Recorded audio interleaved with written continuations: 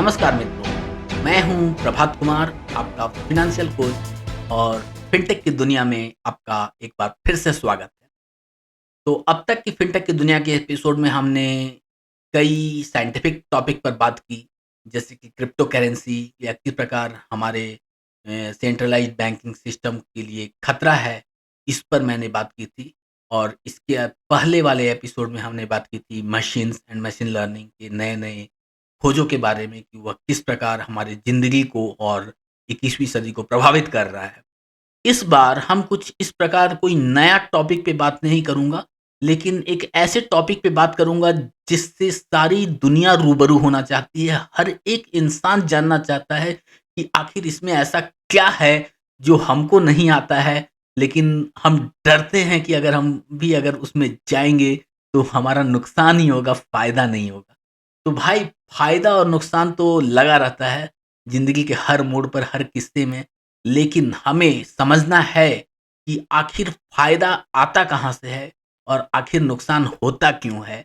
तो इसी चीज़ का एनालिसिस करते हुए स्टॉक मार्केट की हम बात करेंगे और यह बताएँगे कि आखिर स्टॉक मार्केट में जो लोग जाने से डरते हैं और जो लोग सोचते हैं कि उसमें जाकर के उनका नुकसान हो जाएगा, तो वो किन बातों से डरते हैं और क्यों डरते हैं और उनका नुकसान क्यों होता है? और अगर वे लोग कौन-सा रास्ता अपनाएँगे, तो यह रास्ता हमेशा उनको फ़ायदे में ले जाएगा। लेकिन यह रास्ता कठिन भी नहीं है, लेकिन हाँ, 50% पॉपुलेशन जो एलिजिबल है स्टॉक मार्केट में ट्रेड करने के लिए, वो इस रास्ते का उपयोग कर सकता है। लेकिन उसके लिए भी गहन अध्ययन की ज़रूरत पड़ेगी, पढ़ाई करने की ज़रूरत पड़ेगी, दिमाग लगाने की ज़रूरत पड़ेगी। आप अगर बिना दिमाग लगाए, बिना पढ़ाई पढ़े अगर चाहें कि हम स्टॉक मार्केट में फ़ायदा कमा लें, तो यह संभव नहीं है। तो इसलिए इस बात को आप ध्यान से सुन लें कि मैं आपके सामने एक ऐसे उपाय बताने जा रहा हूँ, जिसका अगर आप सही ढंग से पालन करें, जिसका आप समझ ज्ञान कर लें, अपने स्किल्स बढ़ा लें और इसके बाद उसमें अच्छी तरह से अध्ययन करके और इसके बाद खरीद और बेच करके पैसा कमाना चाहें, तो आप हमेशा फ़ायदे के सौदे में ही पैसा कमाएँगे। और वह और कुछ नहीं है, स्टॉक मार्केट में पैसे लगाने के 2 उपाय हैं। एक रातों-रात फ़ायदा कमाना और एक साल में पैसा लगाना और कमाना। तो आप रातों-रात कमाने का सपना छोड़ दीजिए और मैं जो बता रहा हूँ, उस राह पर चलिए। फंडामेंटल एनालिसिस जिसको कहते हैं, उस फंडामेंटल एनालिसिस के गुर सीखिए और समझिए कि फंडामेंटल एनालिसिस में किस प्रकार अध्ययन करते हैं, फ़ाइनेंशियल स्टेटमेंट्स का, रेशियोज़ का और कंपनी के बहुत सारे न्यूज़ का, और उसके बाद फिर अपने दिमाग से पैसा लगा सकते हैं और पैसा कमा सकते हैं। आपको यहाँ तक कि किसी म्यूचुअल फंड या किसी ब्रोकर की भी ज़रूरत नहीं पड़ेगी। आपके पास अगर स्वयं दिमाग है, आपको 10th क्लास का मैथमेटिक्स पता है और अगर आपको 10th क्लास तक इंग्लिश आपने पढ़ी है, तो आप इसमें पैसा कमा सकते हैं। यही मेरा कहना है। तो देखिए, मैं आने वाले समय में अभी थोड़ी देर बाद सिर्फ़ उन स्लाइड्स का ही अध्ययन करूँगा, जिसमें मैंने बताया है कि कौन से रेशियोज़ वेरी इंपॉर्टेंट हैं, जिसका हमें एनालिसिस करना चाहिए और कौन-कौन से फ़ाइनेंशियल स्टेटमेंट्स हैं, जिनका हमें गहन अध्ययन करना चाहिए, किसी कंपनी को शॉर्टलिस्ट करने के लिए। तो आइए ध्यान से सुनते हैं। Hello friends. So we are back on the slides and here we are going to discuss the ways to equity analysis and the fundamental way. तो जैसा कि हम पहले बात कर चुके हैं, हम 2 वेज़ में इक्विटी का एनालिसिस करते हैं, एक फंडामेंटल वे में और एक टेक्निकल वे में। तो टेक्निकल वे हम अभी नहीं करेंगे क्योंकि यह जो होता है so technical as it's name suggest कि एक बहुत तरह के पैटर्न पे होते हैं और हमारे पास्ट डेटा से कोरिलेट करके ये सारे पैटर्न निकालते हैं और उसके आधार पे होते हैं और इसमें डेटा साइंस भी इन्वॉल्व हो सकता है।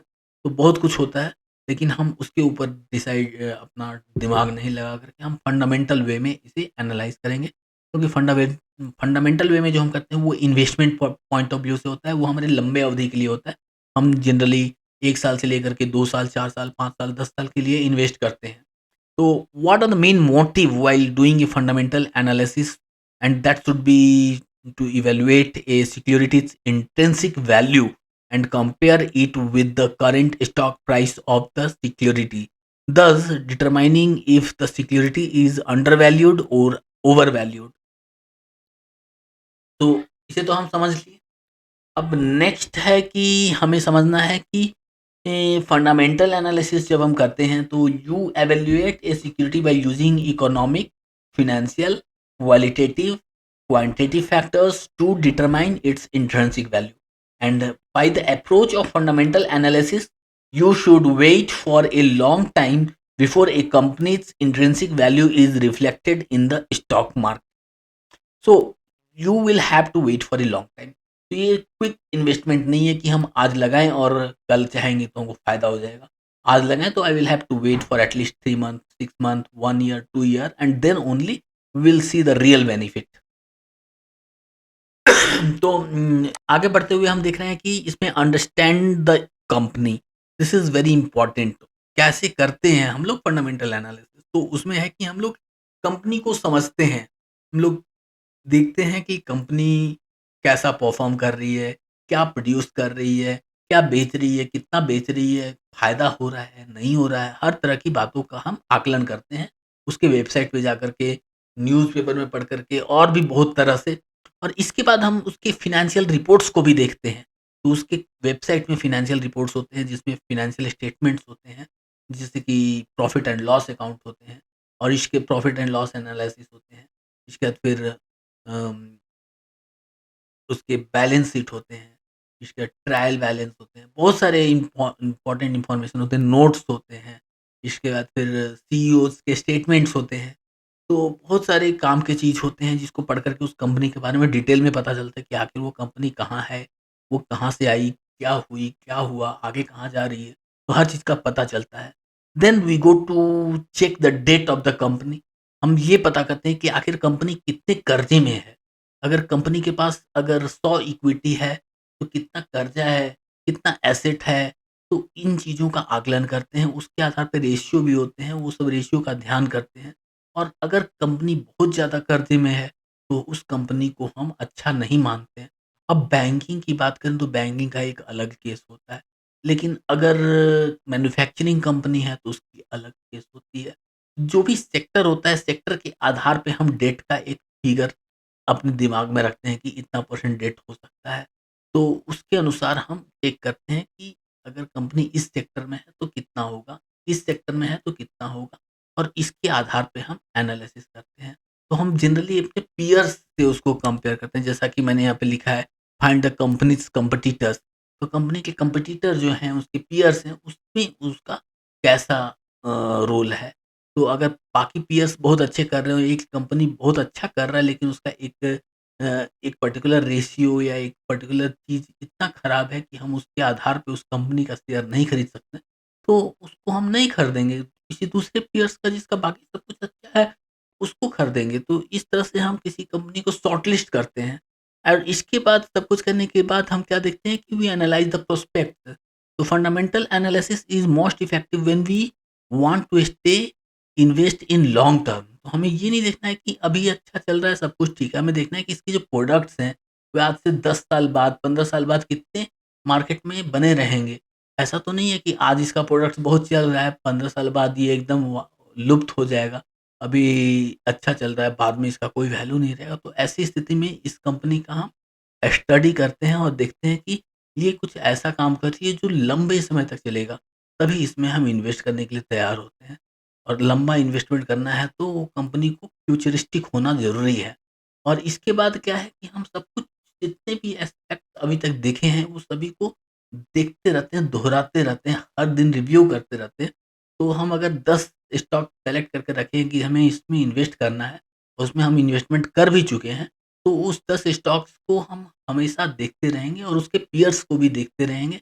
देखेंगे कि हमारी कंपनी जो है सो अपनी पीयर्स में टॉप में है कि नहीं है। एटलीस्ट मेरे एनालिसिस में तो वो अपने बाकी सारे पीयर्स से टॉप में होनी चाहिए। और अगर नहीं है तो वह, अगर उसके पीयर्स में कोई टॉप में आ रहे हैं तो हम शेयर डिवाइड कर लेंगे, अपनी कंपनी से कुछ शेयर्स कम करके अब उसके पीयर्स में डाल देंगे, ताकि हमारा इन्वेस्टमेंट जो है सो बहुत अच्छा से रिस्क उसका जो है सो एक तरह से मिटिगेट होता रहे और जो बेस्ट वे है, बेस्ट इन्वेस्टमेंट है, उसमें हमारा ज़्यादा प्रोपोर्शन बना रहे। तो ये सब हमें करते रहना पड़ता है। इसके बाद क्या है, इम्पोर्टेंट रेशियोज़, प्रॉफिटेबिलिटी रेशियो। यहाँ पर क्या है, ग्रॉस मार्जिन और इसके बाद ऑपरेटिंग मार्जिन, इसके बाद नेट प्रॉफिट मार्जिन, ईबीडीटीए मार्जिन। तो ये सारे जो है सो प्रॉफिट रेशियो हैं। इसके अलावा कुछ ऑपरेटिंग कैश फ्लो मार्जिन, ये भी प्रॉफिट रेशियो हुआ। लेकिन इसके अलावा कुछ हैं जो कि return on assets, return on equity, return on investment capital, return on investment. ये भी हमारे इन्वेस्टमेंट के ऊपर रिटर्न ही दिखा रहे हैं, लेकिन सब एक तरह से थोड़ा अलग अलग रेशियो है। किसी मायने में कोई रेशियो ज़्यादा इंपॉर्टेंट होता है तो उसको कंसिडर करते हैं, किसी दूसरे केस में कोई दूसरा रेशियो ज़्यादा इम्पोर्टेंट होता है तो उसमें उसको कंसिडर करते हैं। और किस केस में कौन सा रेशियो ज़्यादा इम्पोर्टेंट होगा, या तो हमारा डे टू डे एनालिसिस ही पता चलेगा कौन से सेक्टर के लिए कौन सा रेशियो, प्रॉफिटेबिलिटी रेशियो कंसिडर करना ज़्यादा इम्पोर्टेंट है। और इसको समझने के लिए इसके फॉर्मूले को भी समझना ज़रूरी है, जिसमें हमें पता होता है कि हमारे कैश फ्लो और बैलेंस शीट और प्रॉफिट एंड लॉस अकाउंट के किस कंपोनेंट का कौन सा वैल्यू किस फॉर्मूले में आ रहा है।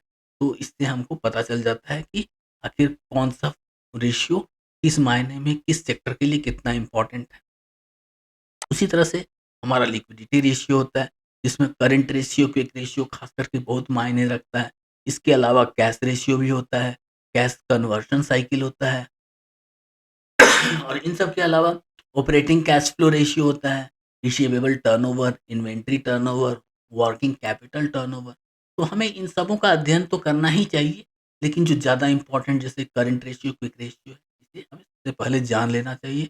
इसका फॉर्मूला भी बहुत सिंपल होता है। इसके फॉर्मूले के बारे में हम फिर से कभी बाद में आएंगे तो डिटेल में बात करेंगे, और साथ ही कंपेयर करके दिखाएंगे भी पीयर्स से कि किस तरह से करंट रेशियो, क्विक रेशियो के आधार पर हम डिसीजन लेते हैं। तो अभी के लिए तो फिलहाल इतना ही। और इसके बाद फिर इंपॉर्टेंट रेशियोज में सॉल्वेंसी रेशियो आते हैं। इसमें debt to total asset, debt to equity, time interest earn ratio, interest coverage ratio, net income liabilities, and then times interest earned. So all these ratios are very important from the solvency perspective, and debt plays a major role in determining all these ratios. तो मैंने पहले ही बात किया था कि अगर date ज़्यादा होगा तो ये सब रेशियो खराब होगा, अगर डेट कम होगा तो ये सब रेशियो अच्छा होगा। अलग अलग सेक्टर के लिए इसका अलग अलग मायने हैं, तो आप इसे देख सकते हैं। और इसके बाद फिर जो एक और बहुत इम्पोर्टेंट रेशियोज टाइप्स है वो है वैल्यूएशन रेशियो। वैल्यूएशन रेशियोज में पीई रेशियो जो है सो बहुत ही मायने रखता है किसी भी स्टॉक को परखने के लिए कि इसका वैल्यूएशन कैसा है। इससे कोई ज़रूरी नहीं है कि पता चले कि ये स्टॉक अच्छा है कि नहीं, खराब है कि नहीं, ये फ्यूचर में कितना प्रॉफिट करेगा, लेकिन एक आम धारणा, एक आम राय बन जाती है कि अगर पी रेशियो कम हुआ तो ये वैल्यूएशन के मामले में अच्छा माना जाता है। और फिर उसी तरह से प्राइस टू बुक रेशियो है, प्राइस टू सेल्स रेशियो है, price to cash flow ratio है। तो इस प्रकार हमारे पास बहुत सारे रेशियो हैं, और इन सभी रेशियो का गहन अध्ययन करके और बहुत सारे फाइनेंशियल स्टेटमेंट्स के फिगर्स को देख करके, तलाश करके, हम अंत में इतना तो कह ही सकते हैं कि कौन-सा स्टॉक अपने बाकी पीयर्स से सबसे अच्छा है और उसमें ही इन्वेस्ट करना बेस्ट है। तो हमें सबसे पहले सेक्टर का आइडेंटिफ़ाई करना होता है, सेक्टर के बाद हमें सेक्टर में बेस्ट अ, परफॉर्मिंग स्टॉक को आइडेंटिफ़ाई करना पड़ता है, और तब हम इन्वेस्ट कर सकते हैं। और इस कदर करके हम अपना इन्वेस्टमेंट को बहुत ही बेहतरीन डायरेक्शन दे सकते हैं। यह नहीं कह सकते हैं कि कोई इंसान का पोर्टफोलियो सबसे अच्छा है, क्योंकि ये ऐसी बातें हैं। हो सकता है कि 4-5 व्यक्ति अलग-अलग एनालिसिस करके अलग-अलग पोर्टफोलियो बनाएँ, और चारों पाँचों व्यक्तियों का पोर्टफोलियो अपने आप में बेहतरीन हो, और किसी का किसी से कोई मैच भी नहीं करता हो। तो सबका अपना-अपना पोर्टफोलियो है। अपना पोर्टफोलियो बनाइए और म्यूचुअल फंड को बीट कीजिए। मेरा तो यही कहना है, और मेरा आज का जो भी ज्ञान है वह इसी डायरेक्शन में है कि आप किसी भी म्यूचुअल फंड को बीट करते हुए अपना खुद का पोर्टफोलियो बना सकते हैं, और म्यूचुअल फंड से दोगुना रिटर्न ला सकते हैं। तो इसी के साथ मैं आज का यह सेशन समाप्त करता हूँ। और आशा करता हूँ कि अगर आप थोड़े बहुत भी कॉन्फिडेंट हैं कि आप इन सभी रेशियो का और बैलेंस शीट का एनालिसिस कर सकते हैं, प्रॉफ़िट एंड लॉस का एनालिसिस कर सकते हैं, न्यूज़ पे ध्यान दे सकते हैं, तो ऑब्वियसली आप अच्छा प्रॉफ़िट कर सकते हैं। और अगर आप उसमें भी बहुत से बहुत अच्छा प्रॉफ़िट करना चाहते हैं, जैसे कि एक आध मल्टी बैगर स्टॉक्स को आइडेंटिफ़ाई करना चाहते हैं, तो उसके लिए आपको और भी ज़्यादा मेहनत करना पड़ेगा। उसके लिए आपको डेली सारे न्यूज़ पढ़ने पड़ेंगे और न्यूज़ पढ़ कर के आपको दिमाग से एक दूसरे से कनेक्टिंग द डॉट्स वाले काम करने पड़ेंगे और फिर देखना पड़ेगा कि कौन सा स्टॉक सीक्रेटली बहुत अच्छा परफॉर्म कर रहा है जो किसी के नज़र में नहीं है। ऐसे स्टॉक्स को ढूंढ करके उसमें रिस्क लेकर के पैसा ढेर सारा लगा दीजिए और अगर आपका भाग्य साथ देगा तो 1, 2, 5 साल में आप उसे 10 टाइम्स, 20 टाइम्स, 40 टाइम्स बढ़ते हुए देख सकते हैं। तो आपके ऊपर डिपेंड करता है कि आप कितना मेहनत करते हैं, उस मेहनत के आधार पे आप कितना पढ़ाई करते हैं और पढ़ाई के आधार पे आप कुछ इन्वेस्ट करते हैं और लाखों का रिटर्न पाते हैं। धन्यवाद। आज का ज्ञान खत्म हुआ।